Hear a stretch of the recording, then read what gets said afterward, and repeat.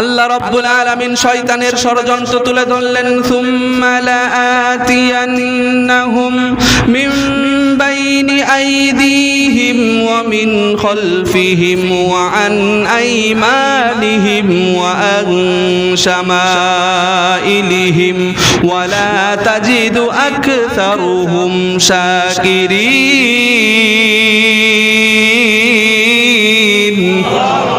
আল্লাহ রাব্বুল আলামিন বললেন, দুনিয়ার মানুষেরা শুনো, তোমরা যখন ভালো কাজ করার জন্য সামনের দিকে অগ্রসর হবে, তোমাদেরকে বাধা দেওয়ার জন্য শয়তান সামনে দাঁড়িয়ে যাবে।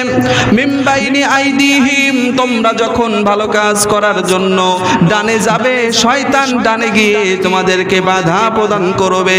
ওয়া মিন খালফিহিম ওয়া আন আইমানিহিম ওয়া আন শামাইলিহিম, তোমরা যখন বামে যাবে, বামেও তোমাদেরকে বাধা দেওয়ার জন্য শয়তান হাজির হয়ে যাবে। তোমরা যদি ভালো কাজ করার জন্য, আমি আল্লাহকে পাওয়ার জন্য পিছনের দিকে যাওয়া শুরু করো, শয়তান তোমাদেরকে পিছে গিয়েও বাধা দেওয়া শুরু করবে।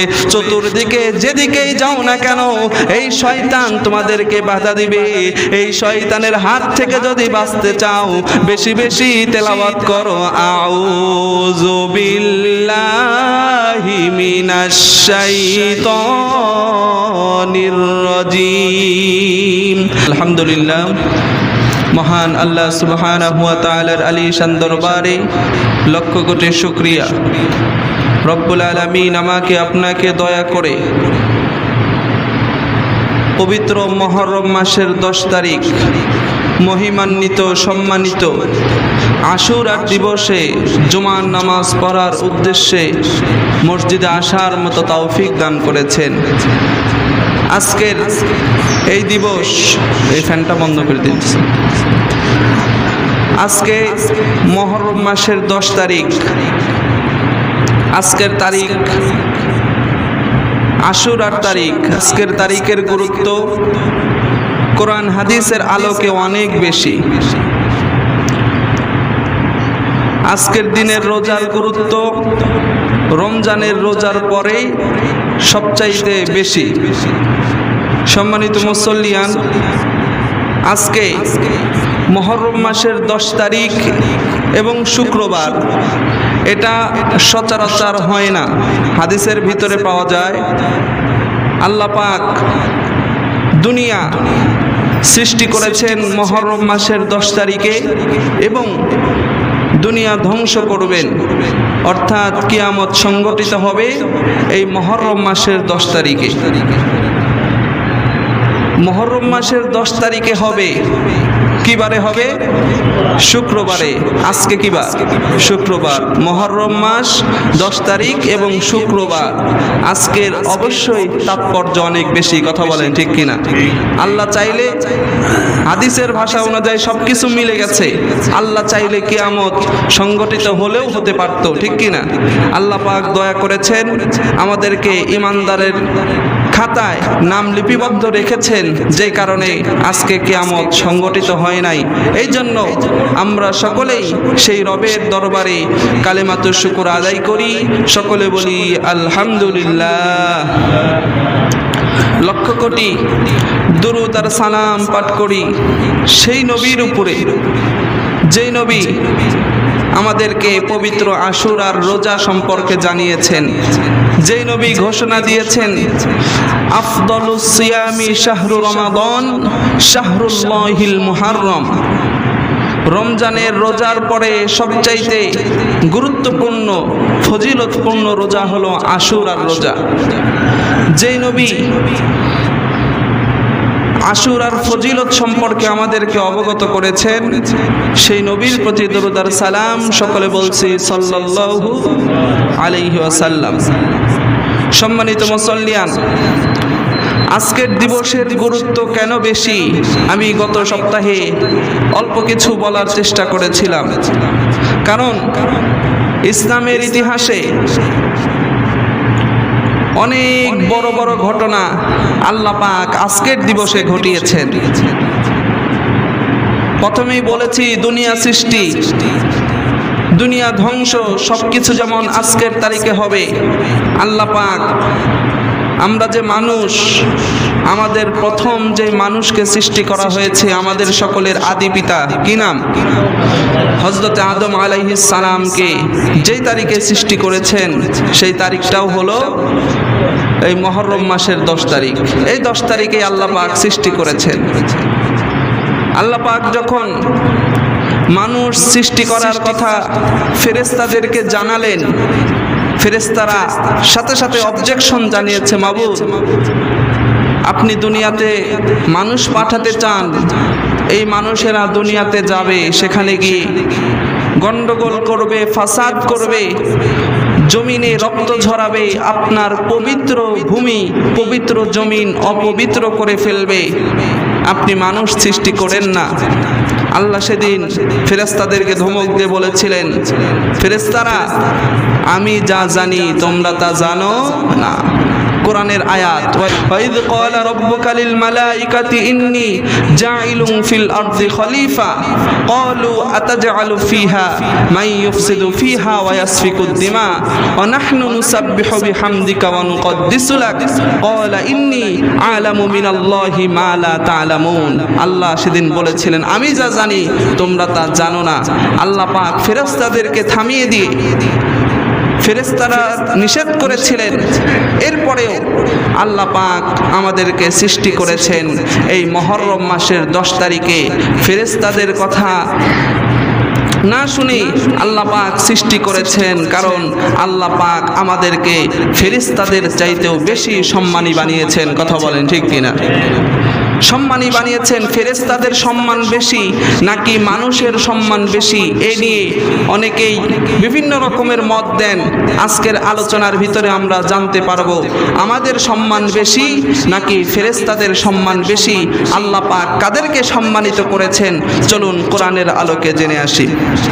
আল্লাহ রাব্বুল আলামিন সূরাতুল আরাফের ভিতরে জানিয়ে দিয়েছেন, ওয়ালাকাদ খালাকনাকুম সুম্মা সাওয়ারনাকুম সুম্মা কুলনা লিল মালাইকাতি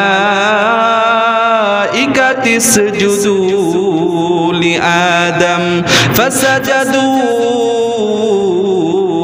ইল্লা ইবলিস। আল্লাহ রাব্বুল আলামিন কুরআনুল কারীমের ভিতরে আয়াতে কারিমা নাজিল করে জানিয়ে দিলেন, ওয়ালাকাদ খালাকনাকুম, আমি আল্লাহ মানুষ সৃষ্টি করেছি, সুম্মা সাওয়ারনাকুম, এবং ফেরেশতাদেরকে আদেশ দিয়েছি, সুম্মা কুলনা লিল মালাইকাতি ইসজুদু, তোমরা আমার তৈরি মানুষকে সিজদা করো। সুবহানাল্লাহ বলেন।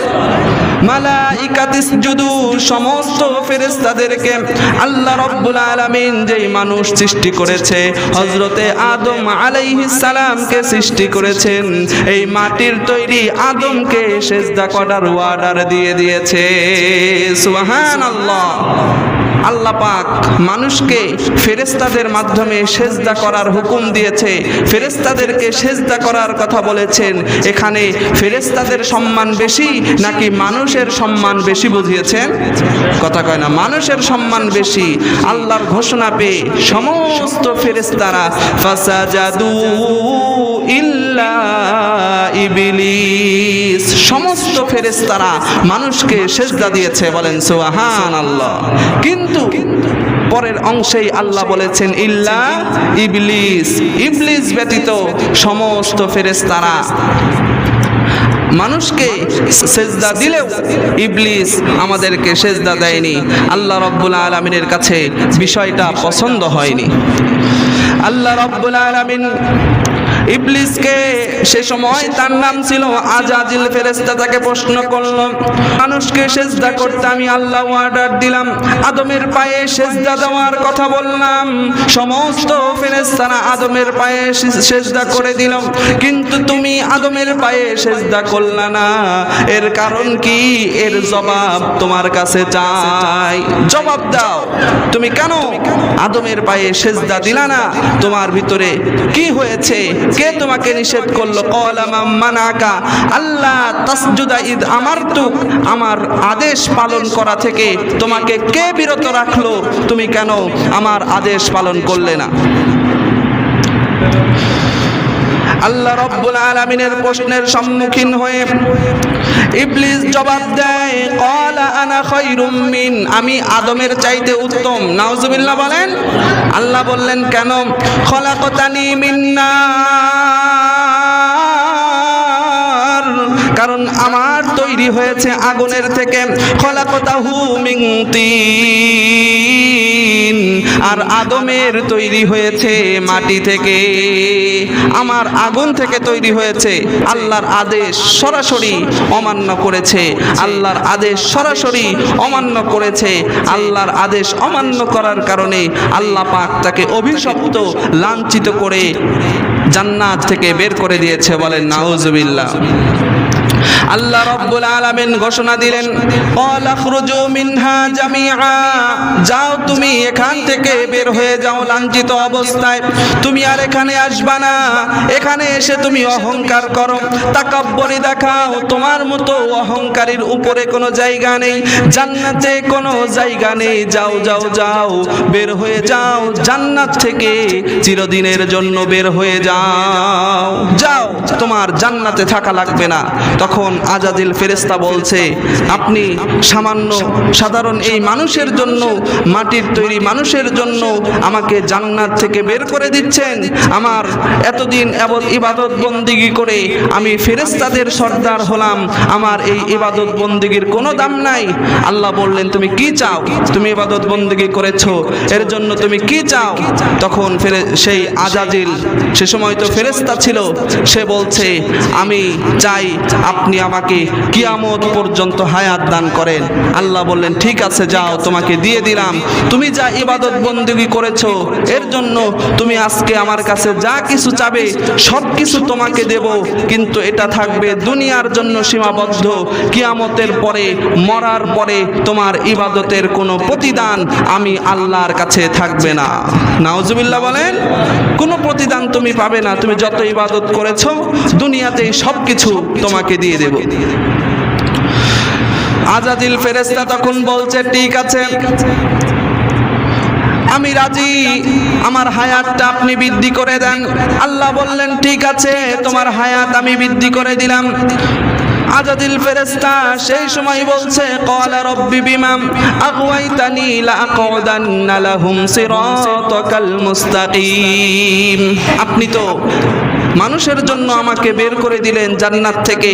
আজকে আমি কথা দিয়ে যাচ্ছি, আমাকে যেই হায়াত আপনি দিয়েছেন, এই হায়াত দিয়ে, আমাকে যেই ক্ষমতা আপনি দিয়েছেন, এই ক্ষমতা দিয়ে মানুষেরা যখন আপনার দিকে অগ্রসর হতে থাকবে, মানুষেরা যখন সরল সঠিক পথে চলতে থাকবে, আমার এই ক্ষমতা দিয়ে আমি তাদেরকে বাধা দিব। তাদের সরল সঠিক পথে বাধা দেওয়ার জন্য আমি সব সময় ওত পেতে থাকবো। বলেন নাউজুবিল্লাহ। আমরা ভালো কাজ করতে যাব, শয়তান আমাদেরকে বাধা দিবে। আল্লাহ পাক কোরআনের ভিতরে এই কথাগুলো তুলে ধরে আমাদেরকে সতর্ক করেছেন। কোরআনের ভিতরে আয়াতে কারিমা নাজিল করে শয়তানের এই ষড়যন্ত্রগুলো বিশ্ববাসীর সামনে, বিশ্ব মানবতার সামনে প্রকাশ করে দিয়েছেন। বলেন সুবহানাল্লাহ। এটাও আল্লাহ পাকের অনেক বড় একটি দয়া। কথা বলেন ঠিক কিনা? আল্লাহ রাব্বুল আলামিন শয়তানের ষড়যন্ত্র তুলে ধরলেন, সুম্মা লাআতিয়ান্নাহুম মিন বাইনি আইদিহিম ওয়া মিন খালফিহিম ওয়া আন আইমানিহিম ওয়া আন শামাইলিহিম ওয়া লা তাজিদু আকসারুহুম শাকিরিন।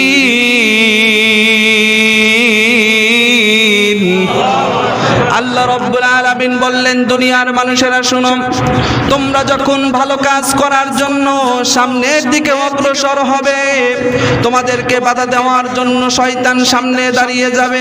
মিন বাইনি আইদিহিম, তোমরা যখন ভালো কাজ করার জন্য ডানে যাবে, শয়তান ডানে গিয়ে তোমাদেরকে বাধা প্রদান করবে। ওয়া মিন খালফিহিম ওয়া আন আইমানিহিম ওয়া আন শামাইলিহিম, তোমরা যখন বামে যাবে, বামেও তোমাদেরকে তোমাদেরকে বাধা দেওয়ার জন্য শয়তান হাজির হয়ে যাবে। তোমরা যদি ভালো কাজ করার জন্য আমি আল্লাহকে পাওয়ার জন্য পিছনের দিকে যাওয়া শুরু করো, শয়তান তোমাদেরকে পিছে গিয়েও বাধা দেওয়া শুরু করবে। চতুর্দিকে যেদিকেই যাও না কেন এই শয়তান তোমাদেরকে বাধা দিবে। এই শয়তানের হাত থেকে যদি বাঁচতে চাও বেশি বেশি তেলাওয়াত করো আউযু বিল্লাহি মিনাশ শাইতানির রাজিম। আল্লাহই দোয়া শিখিয়ে দিয়েছেন। এই শয়তান তোমাদেরকে বাধা দিবে, এই শয়তান তোমাদেরকে জান্নাতের পথ থেকে দূরে নিয়ে যাবে। ইহদিনাস সিরাতাল মুস্তাকিম, সরল সঠিক পথ থেকে দূরে নিয়ে যাবে। এই শয়তানের থেকে যদি বাঁচতে চাও, শয়তানের ওয়াসওয়াসা থেকে যদি বাঁচতে চাও বেশি বেশি আউযু বিল্লাহি মিনাশ শাইতানির রাজিম পড়ো। আমি আল্লাহর কাছে আশ্রয় চাও, আমি আল্লাহ তোমাদেরকে শয়তান থেকে হেফাজত করব। বলেন সুবহানাল্লাহ। এই আয়াতের একটি প্রশ্ন পাওয়া যায় এই আয়াতের তাফসীর পড়লে, যে শয়তান সামনে থেকে ধোঁকা দেয়, ডান থেকে বাম থেকে পিছন থেকে ধোঁকা দেয়, চারদিক থেকেই ধোঁকা দেয়। আরো একটা দিক ফাঁকা আছে, তা হলো উপরের দিক। উপর থেকে শয়তান ধোঁকা দিতে পারে না কেন? প্রশ্ন আছে না নাই? তাফসীরের ভিতরে পাওয়া যায় উপর থেকে শয়তান ধোঁকা দিতে পারে না, এর কারণ হলো উপর থেকে সরাসরি বান্দার উপরে আল্লাহর রহমত নাজিল হয়। বলেন সুবহানাল্লাহ। আল্লাহর রহমতের কাছে শয়তানের ক্ষমতার কোনো মূল্য আছে? আল্লাহর রহমত যেখানে আছে, আল্লাহর রহমতের কারণে উপর থেকে শয়তান মুসলমানদেরকে, মানুষকে ধোঁকা দিতে পারে না। কথা বলেন ঠিক কিনা? শয়তান জান্নাত থেকে বিতাড়িত হয়ে গেল। আল্লাহ রাব্বুল আলামিন হযরত আদম আলাইহিস সালামকে ডাক দিয়ে বললেন, ওয়া আদম উসকুন আনতা ওয়া যাওজুকাল জান্নাতা ওয়া কুলা মিনহা রাগাদান হাইসু শি'তুমা ওয়া লা তাকরাবা হাযিহিশ শাজারাতা ফাতাকুনা মিনাজ জালিমিন। আল্লাহ রাব্বুল আলামিন বললেন, ইয়া আদম উসকুন, হে আদম, আনতা ওয়া যাওজুকাল জান্নাতা, তুমি আর তোমার স্ত্রী জান্নাতের ভিতরে বসবাস করো। ফাকুলা মিনহা হাইসু শি'তুমা, তোমাদের যা ইচ্ছা খাও, তোমাদের যা ইচ্ছা করো, তোমরা জান্নাতটাকে উপভোগ করতে থাকো। ওয়ালা তাকরাবা হাযিহিশ শাজারা, এই গাছের নিকটবর্তীও হইও না। একটা গাছকে দেখিয়ে দিলেন, দেখিয়ে দিয়ে বলছেন, আদম তোমরা জান্নাতের সব কিছু খাও, যেখানে মন চায় সেখানে যাও, যা ইচ্ছে করো, জান্নাতটাকে এনজয় করো, উপভোগ করো, কোনো সমস্যা নেই। কিন্তু ওই যে একটা গাছ দেখা যায় হাদিহিস শাজারা, এই গাছের নিকটবর্তীও হইও না। সুবহানাল্লাহ বলেন। এগুলো কিন্তু সব কিছু আল্লাহর প্ল্যান করাই আছে, এইভাবেই হবে, এইভাবেই হওয়ার পরে এইভাবেই দুনিয়াতে আমি মানুষকে পাঠাবো। এই সব কিছু প্ল্যান করে রেখেছেন একজন, তিনি কে? আল্লাহ। আল্লাহর পয়গম্বর হযরত আদম আলাইহিস সালাম জান্নাতের ভিতরে স্ত্রী হাওয়া আলাইহিস সালামকে নিয়ে বসবাস করছিলেন। শয়তান যখন লক্ষ্য করে আদম তো জান্নাত থেকে বের হয় না, জান্নাতের ভিতরে গিয়ে আমি তো নাফরমান বানাতে পারবো না, মানুষ যদি জান্নাতে থেকে যায় আমি ইবলিসের স্বার্থ তো হাসিল হবে না, অবশ্যই এদেরকে জান্নাত থেকে বের করা লাগবে। তাহলে কিভাবে বের করা যায়? আমি জান্নাতে যাই, এদেরকে ওয়াসওয়াসা দিয়ে দেখি জান্নাত থেকে বের করতে পারি কিনা। নাউজুবিল্লাহ বলেন। জান্নাতে কিভাবে প্রবেশ করেছে লম্বা ঘটনা। কেউ বলেছেন পাখির মুখে করে, যেভাবেই হোক জান্নাতে প্রবেশ করার ক্ষমতা সে সময় আল্লাহ তাকে দিয়েছিল। সে জান্নাতে প্রবেশ করেছে, প্রবেশ করেই ওয়াসওয়াসা দেওয়া শুরু করেছে। আল্লাহ রাব্বুল আলামিন কোরআনের ভিতরে ঘটনা তুলে ধরেছেন, ফাবাজাত লাহুমা সাওআতিহিমা ওয়া তাফিকা ইয়াখসিফানি আলাইহিমা মিন ওয়ারাকিল জান্নাহ। শয়তানের ওয়াসওয়াসা পেয়ে শয়তান যখন সাইয়েদিনা আদম আলাইহিস সালামকে বোঝানো শুরু করলেন, আল্লাহ পাক যেই গাছের কাছে তোমাদেরকে যেতে নিষেধ করেছে, এই গাছের কাছে যদি তোমরা না যাও তাহলে তোমরা এই জান্নাত থেকে বের হয়ে যাবে। এই গাছের কাছে এই জন্য আল্লাহ নিষেধ করেছে, যদি ওই গাছের ফল খেয়ে তোমরা ফেরেশতা হয়ে যাও, অথবা তোমরা এই গাছের ফল খেয়ে জান্নাতে চিরস্থায়ী হয়ে যাও। তোমরা যদি এই গাছের ফল খাও তাহলে জান্নাতে চিরস্থায়ী হয়ে যাবে, তোমরা যদি এই গাছের ফল খাও তাহলে তোমরা ফেরেশতা হয়ে যাবে, তোমাদের আর কোনো সমস্যা হবে না। এই জন্যই আল্লাহ তোমাদেরকে নিষেধ করেছে এই গাছের কাছে যাওয়া থেকে। এই কথা শুনে বিভিন্ন প্ররোচনার ভিতরে পড়ে সাইয়েদনা আদম আলাইহিস সালাম সেই গাছের কাছে যায়। অনেক বর্ণনায় পাওয়া যায় আদম আলাইহিস সালামকে সরাসরি ওয়াসওয়াসা দিতে না পারলেও স্ত্রী হাওয়া আলাইহিস সালামকে ওয়াসওয়াসা দিয়ে সেই গাছের ফল তাদেরকে শয়তান খাওয়ায়। বলেন না নাউজুবিল্লাহ। গাছের ফল খেয়ে ফেলেছে, এবার কি হবে? এবার কি হয় দেখেন, আল্লাহ পাক কোরআনে তুলে ধরেছেন। আল্লাহ রাব্বুল আলামিন বলেন ফাদাল্লাহুমা বিগুরুর, তারা যখন সেই গাছের স্বাদ গ্রহণ করলো, শয়তান যখন তাদেরকে বিভ্রান্ত করে ফেলল, ফালাম্মা যাকাশ শাজারাতা বাদাত লাহুমা, তারা যখন সেই নিষিদ্ধ গাছের স্বাদ গ্রহণ করল, সাওআতিহিমা ওয়া তাফিকা ইয়াখসিফানি আলাইহিমা, তাদের শরীরের যেই পোশাক ছিল এই পোশাকগুলো খুলে যাওয়া শুরু হয়ে গেল। জান্নাতে যে পোশাক ছিল পোশাকগুলো শরীর থেকে খুলে গেল। মিউ ওয়ারাকিল জান্নাহ, আদম হাওয়া জান্নাতের ভিতরে ছুটাছুটি শুরু করলো। একে অপরের লজ্জাস্থান যখন উন্মুক্ত হয়ে গেল, জান্নাতে ছুটাছুটি করে কিভাবে নিজের লজ্জাস্থান হেফাজত করবে। কোরআনের ভিতরে এসেছে ওয়ারাকিল জান্নাহ, জান্নাতে যে গাছের পাতাগুলো ছিল গাছের পাতা দিয়ে নিজেরা নিজেদের লজ্জাস্থান হেফাজত করা শুরু করে দিল। আল্লাহ রাব্বুল আলামিন সমস্ত ঘটনা পর্যবেক্ষণ করে মিউ ওয়ারাকিল জান্নাহ ওয়া নাদাহুমা রাব্বুহুমা আলাম আনহাকুমা আন তিলকুমা শাজারা, সাইয়েদনা আদম আলাইহিস সালামকে ডাক দেয়া বললেন, আদম আন তিলকুমা শাজারা, আমি কি তোমাদেরকে এই নিষিদ্ধ গাছ সম্পর্কে অবগত করি নাই? আমি কি তোমাদেরকে বলিনি এই গাছের নিকটবর্তী হইও না? তোমরা কেন এই গাছের নিকটবর্তী হয়েছো? আন তিলকুমা শাজারাতি ফাতাকুনা মিনাজ জালিমিন, এই গাছের কাছে যাওয়ার কারণে, এই গাছের ফল খাওয়ার কারণে তোমরা জালিমের অন্তর্ভুক্ত হয়েছো। নাউজুবিল্লাহ বলেন, জালিমের অন্তর্ভুক্ত হয়েছো। তোমাদের পোশাক খুলে গেছে, পোশাক খোলা অবস্থায় তোমরা জান্নাতে থাকতে পারবে না, যাও দুনিয়াতে যাও। আল্লাহ পাক সেদিন আদম এবং হাওয়া আলাইহিস সালামকে দুনিয়াতে পাঠিয়ে দিয়েছেন। অনেক লম্বা ঘটনা। দুনিয়াতে আসার পরে দুইজনকে দুই প্রান্তে নামিয়ে দিয়েছেন। একজনকে আদম আলাইহিস সালামকে পাঠিয়েছেন শ্রীলঙ্কায় এবং হযরতে হাওয়া আলাইহিস সালামকে পাঠিয়েছেন সৌদি আরবে। দুইজনকে দুই প্রান্তে পাঠিয়েছেন। সেই সময় তো কোনো যোগাযোগ ব্যবস্থা ছিল না, মোবাইল ছিল না, টেলিফোন ছিল না, ইন্টারনেট ছিল না, ফেসবুক হোয়াটসঅ্যাপ কিচ্ছু নেই। কিভাবে খুঁজে পাবেন? দিনের পরে দিন চলে যায়, বছরের পরে বছর চলে যায়, খুঁজে পায় না। চিন্তিত হয়ে পড়ে। দুইজন যখন দুই প্রান্তে আছে অনেক কষ্ট হয়, কান্নাকাটি করে। এরপরেও বিবি হাওয়া আলাইহিস সালামকে খুঁজে পায় না।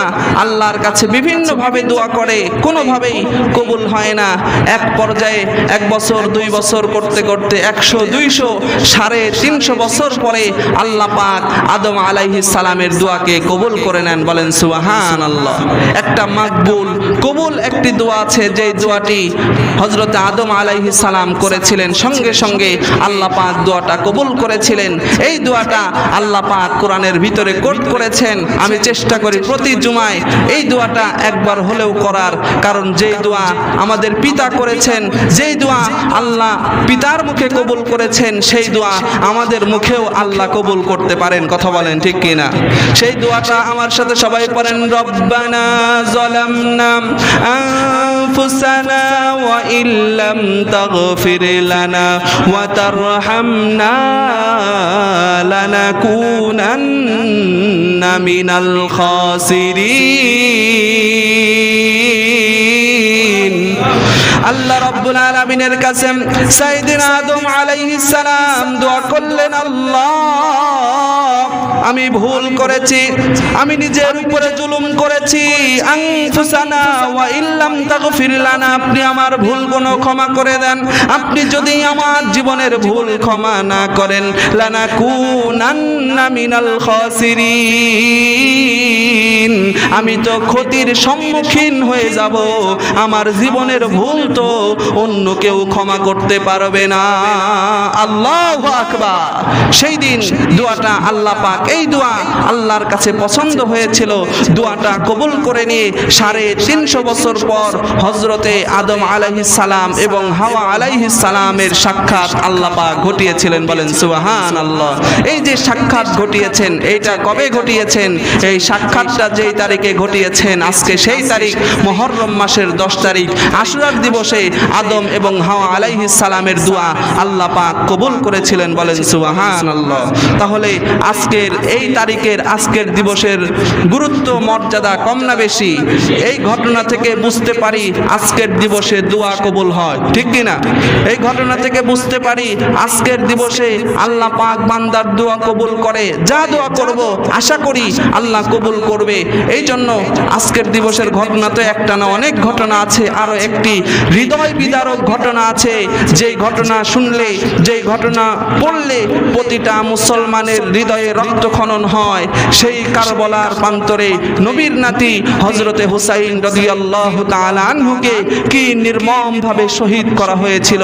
এই ঘটনা যদিও আমি আপনাদেরকে বলিনি, আজকে রাতে যেহেতু মিলাদের আয়োজন করা হয়েছে, আমি মোটামুটি পরামর্শ করেছি এবং আপনাদেরকে দাওয়াত দিচ্ছি, আপনাদের কাছে আহ্বান জানাচ্ছি, আজকে রাতে যেহেতু গুরুত্বপূর্ণ একটি রাত, আজকের এই রাতে কারবালার প্রান্তরে হুসাইন রাদিয়াল্লাহু তাআলা আনহুকে কি নির্মমভাবে শহীদ করা হয়েছে এ নিয়ে আলোচনা হবে এবং দোয়া কবুলের উদ্দেশ্যে দোয়া করা হবে, মিলাদ করা হবে। আপনারা সকলেই মসজিদে আসবেন, আমিও আসব, আপনারা সকলে আসবেন ইনশাআল্লাহ। কি মিলাদ করার দরকার আছে না নাই? কথা কয় না? আজকের রাতের গুরুত্ব অনেক বেশি না? আজকে দিনের গুরুত্ব অনেক বেশি।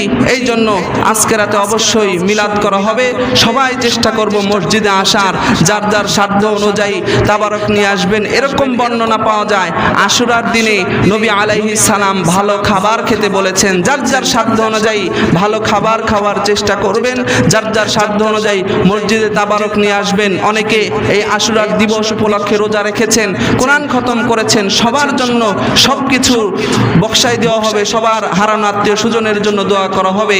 আল্লাহ পাক আমাদের সবাইকে আশুরার ফজিলত গুরুত্ব বুঝে আমল করার তৌফিক দান করুন। সকলে বলেন আমিন। এখানেই দোয়া হবে। আমার যে ওই ভাই বসে আছে, ওনার বাড়ির দাওয়াত, মসজিদ যারা আছেন সবার বা জুমার পরে দোয়া হবে, এখানেই দোয়া হবে। আর ওনার বাড়িতে তো আমার আপনার নেবে যেমন ময়না বাড়ি। আচ্ছা ঠিক আছে, দোয়া করা হবে। আর হ্যাঁ, মাগরিব পরে সবাই চলে আসবে ইনশাল্লাহ। মাগরিব পরে মিলাদ হবে, এশার নামাজের পরে আমরা দোয়া করে দেব।